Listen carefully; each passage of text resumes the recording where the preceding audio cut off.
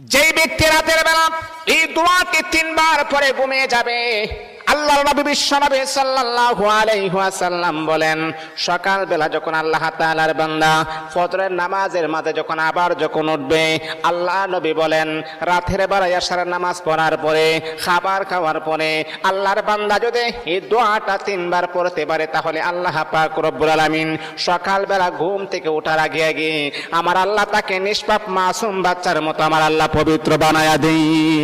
দোয়াটা সবাই আমরা জানি, আমরা সবাই কিন্তু দোয়াটা জানি, কিন্তু আমরা আমল করি না। দোয়াটা হলো আস্তাগফিরুল্লাহাল্লাযী লা ইলাহা ইল্লা হুয়াল হাইয়ুল কাইয়্যুম ওয়া আতুবু ইলাইহি লা হাওলা ওয়ালা কুওয়াতা ইল্লা বিল্লাহিল আলিয়্যিল আযীম। 3 বার যদি আপনি পড়তে পারি, ইনশাআল্লাহ আল্লাহ পাক রব্বুল আলামিন আমার আপনার জীবনের সমস্ত গুনাহগুলোকে আমার আল্লাহ ক্ষমা করে দিবে।